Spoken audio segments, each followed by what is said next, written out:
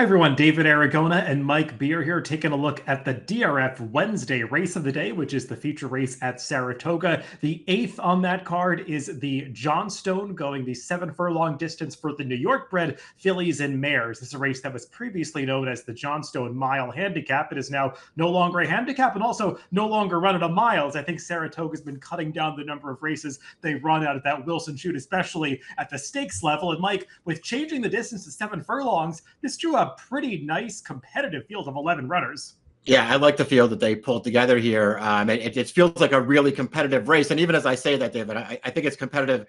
But the two horses that you pegged as the morning line favorites in here, the 5 and the 8, they're two really nice horses, and they're going to be very tough to beat. Yeah, it's interesting. There are New York bred stakes that go as the feature on Wednesday and Thursday of this week, and we'll do a Thursday race of the day video on that one as well. But some horses dropping out of open company stakes races that are going to be really tough in both of these races, and in this Johnstone Stakes, that is Sterling Silver, as well as My Main Squeeze, both horses with graded stakes credentials, so they figure to be tough in this New York bred restricted race. Let's take a look at the Timeform US Pace Projector for this Johnstone to get a sense of where those horses could be placed in the early stages. Mike, at this distance, we know that the number 8 Sterling Silver runs best as a closer. She's got some tactical speed, but in a race like this, she figures the drop back early. And there should be a decent amount of pace in here, especially with a horse like the number 1 Majestic Return drawing the rail. She figures to get an aggressive ride. Yeah, it feels like she's got one way to go now. She looks like she's in pretty tough here, but she does have speed and she does have the rail. They'll probably go in here. I expect this pace could get a little competitive, though, David. We'll see how some of these other horses decide to play, but there's no shortage of speed in this race. Yeah, horses like the number 6 Landed and the number 9 Bernie Takes Charge are horses that do their best running up on the front end. I think the big question is whether or not they're fast enough to make the lead in a stakes race go for this sprint distance. With this being the DRF Wednesday race of the day, you do notice you can get free past performances for this race and every single race of the day. Just create that free account or sign into your account at DRF.com and access free PPs from that race of the day page. Let's go through this large field beginning from the rail with the number 1 Majestic Return. And Mike, based on her recent form, she's a little tough to make in this race. Like we said, she's got a lot of early speed. The one thing I will note is she's run a couple of big races in the past when she's able to go fast early and hang around late. And now she's getting into a barn, Ilkay Cantermachi, who's had a lot of success off the claim, including in the first couple of weeks at this Saratoga meet. And you will note this horse was claimed not just by him, but also by a partnership with Flying P Stable, the first that I've seen them team up together. So that's noteworthy for me. Yeah, I noted that those changes as well there. So we'll see if it makes a difference. I mean, this is a mare now, David, but I mean, there was a time it felt like towards the end of 2023 and then into 2024, I felt like she was getting really good, and I was very interested to see, how good she could get. It just hasn't happened for her, and even then, even when she was in good form, she was never competitive with stakes horses, David. I mean, she's not in good form right now. This is a really tough race for her. I don't know, man. I noted the changes as far as owner and trainer goes, but I still don't like her in this race. All I'll say is this is an ownership group and a trainer that places horses where they can be successful. And the fact that she's showing up here is pretty meaningful. The number 2 Dolomite is a horse that will be stepping up into stakes company for the first time since early in her 3-year-old season. She was second in the Fleet Indian here last summer. She's been competing in allowance company since then, Mike, kind of moving through the New York bred conditions now into open company conditions. And we'll take a look at the most recent of those allowance victories at the optional claiming 75 second level open allowance condition, and she gets the job done here over Cupid's Heart. We'll take a look at in just a little bit. And Mike, consistency is the name of the game for Dolomite. She typically shows up with a competitive effort. I think it's just a question of whether or not she's ready to take that step up against some legitimate graded stakes foes here. Yeah, I feel like it's fair to wonder if she's going to be able to, keep this good streak she has going on as she moves up in class, or she's moving up in class pretty significantly. I also think it's fair to wonder, how much more she can really improve. I mean, she's been really good. She's very clearly best sprinting, and they're finally focusing on those races with her. And she's been getting the job done. She gets good trips in her races too, so she could really find herself in a good spot early in this race. It's just a question of whether she's good enough. The number 3, Kara's Time, is another horse that I've pegged at a big price on the morning line, but another one that does have some tactical speed, Mike. But I think with her, the key is the break, because she's not always the quickest horse out of the starting stalls. And if she doesn't break cleanly, it's going to really take away any chance she has in this race. Yeah, she's going to need the right trip in here, and then she's going to need to get back to one of her, better races. I thought she ran some good ones, especially here last summer. She ran really well here, I thought, in a couple of spots, David. So we'll see if she can, maybe sort of get back to building on that. I'm not really sure why they decided to run her on turf, and then not only to run her there, then to keep her there, because I don't think she's run well in any of those races. She's clearly a better dirt horse. The number 4, Caldwell Loves Gold, looked early on in her career like the kind of horse that could ultimately develop into the type that would be competitive in a race just like this, going 7 furlongs on the dirt. But Mike, she's kind of hit a plateau since the middle of her 3-year-old season, not just from a result standpoint, but also in terms of her speed figure. She kind of got up to the low to mid 80s, and she's just kind of hung there for the entirety of her career. And they took her to Churchill Downs last time, kind of veering away from the Naira circuit for the first time in a long time. Took money in that race. I thought she was a little bit one-paced, finishing third in there. She's now at a brief freshening. She just needs a step forward.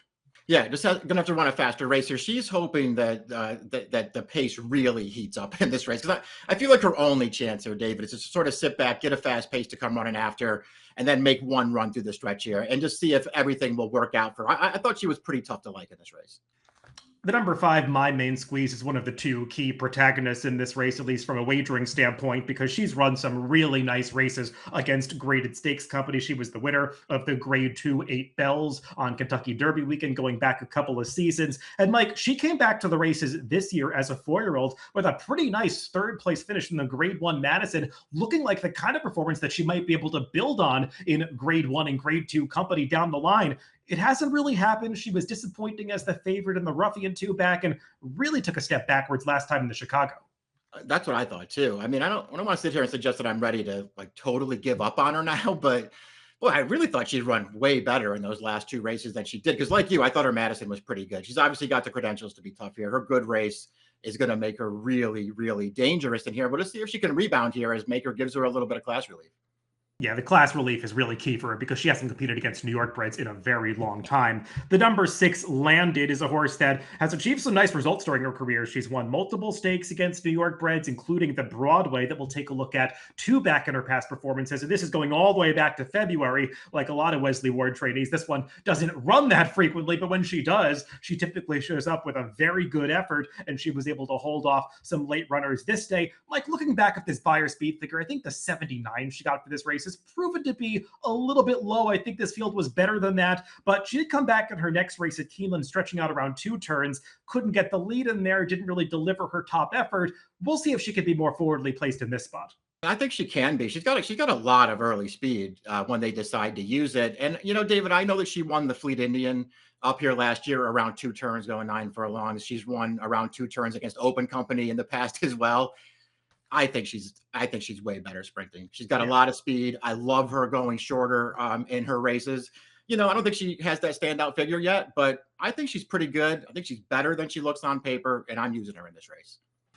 The number 7, Cupid's Heart, she was that gray horse that was kind of slicing between runners at the end of that replay that we showed for Dolomite, ultimately picking up second behind that Shad Brown trainee in her most recent start, Mike. And she's got some speed figures that put her on the fringes of being very competitive with the top players in here. The problem is she takes money every time. She's a horse that's been very popular with the bettors throughout her career. And while she won some races early on, she's now lost 8 of her last 9 starts, and she's just starting to rack up those minor awards, and I have trouble really making a case for her on the top end here. Yeah, me too. I think the one thing that you can be sure about, at least with as far as Cupid's Heart goes, is she's going to show up and run her race. I mean, she always does. She's really consistent. She's a tactical kind of horse too, so it feels like she can get any kind of a trip in a race and still be, at least relatively successful. I couldn't find the one race that made me feel like she was really going to be competitive here. But I do think she'll show up and run well here. And maybe you will finally get a price on her.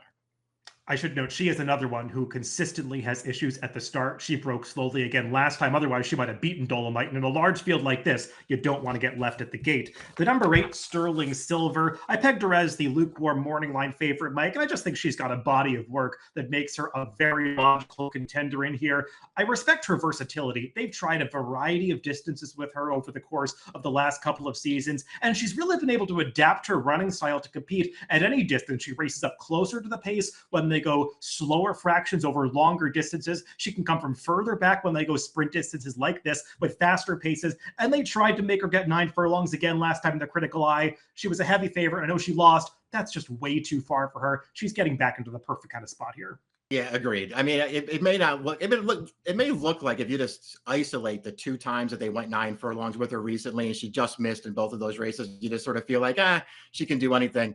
She doesn't want to go that far. She's way better going shorter. The turn back really works for her. This race was out of the chute last year. She won it by a million lengths. This field's obviously a lot tougher than that one was, but I think you're right making her the morning line favorite, David. There's just a lot to like about her. She always shows up. She can still get it done as a 6-year-old. She's the horse to beat in here.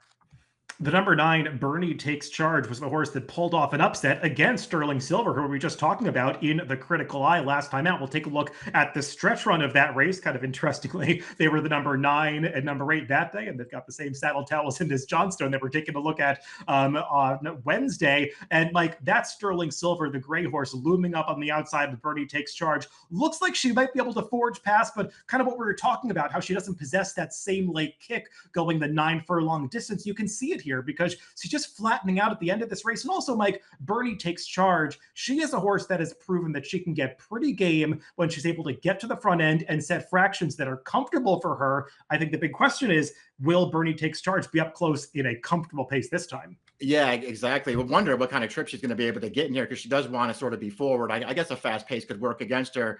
That being said, I didn't really want to take too much away from her, David, because if you take out the wet track, 2 starts back there in April, her last 2 races on dirt, they're going to give her a real chance in this race. She was really good in both of those races. And she could be a pretty big price again for a horse that's got some very competitive buyer speed figures. The number 10, Maggie's Palace, she won her last start, going a similar distance to this at Saratoga, but it was over a sloppy track, Mike, and she could not have gotten a better pace setup in that race to ultimately win going away. This is a big step up. Yeah, it is. I mean, I guess at least you want to take notice that she really does like a wet track. I don't know what the weather will be like on Wednesday, but you could move her up, I guess. I still don't think it makes her good enough. She was second in this race last year, a mile behind Sterling Silver, and the race came up way tougher this year. A horse that I had a lot of trouble deciding what to do with in this race was the number 11, Tricky Temper, because she has been way off form lately. She got very good at Saratoga last summer. It felt like she was running every 2 weeks up here when they ran the elongated meet, and she just kept getting better right up until that loss in the Prioress. She did win the Union Avenue against New York Breds with a buyer speed figure that makes her competitive here. Now, Mike, she came off the layoff last time. She was pretty disappointing. It also kind of looked like Rosario rode her, knowing that it was probably just a prep race. He didn't ask her for a whole lot. And I've watched her workout since then. Market improvement. She is working really well on the way into this race. Okay, that's good news. It'll be interesting to see what she does. I've been a fan of hers for a really long time, and you're right to point out how good she got up here last year because she ran not only the Union Avenue, the allowance win before that. She was really good winning that race. Then she just sort of lost her form completely after that. I don't know where she is as far as her form cycle goes, David. I don't know how well she actually fits in here. This race came up really, really tough for her, but man, as I said, I've been a fan of hers for a long time, and she's got a race or 2 in her that would give her a real chance. Let's go to picks for this Johnstone Stakes, Mike. And I don't think either one of us is getting too creative here. I certainly thought about it because I think there are some prices in here that you can make cases for. Just feels like Sterling Silver is in the perfect spot, though. Me too. I took a long look at the race too, and I ultimately just decided that I didn't really want to stand too strongly against Sterling Silver. I mean, we both put the second choice second in here, David, my main squeeze. I feel like if I bet the race, though, she's the horse I'll be trying to beat in here. And I just won't be using her on top anywhere. I like Sterling Silver. I'm going to try to get some landed in there because I think this is what she really wants to do with sprint. This is a really good race. I completely agree. I want to use the number 1 Majestic Return because her presence in this race scares me for the connections, and even the number 11 Tricky Temper, as I said, working really well into this race, and she might finally be a price for a horse that has woken up in Saratoga before. 8-5-11-1 for me, and 8-5-6-9 for Mike in the DRF Wednesday race of the day, the Johnstone. Good luck, everybody, in the races later this week.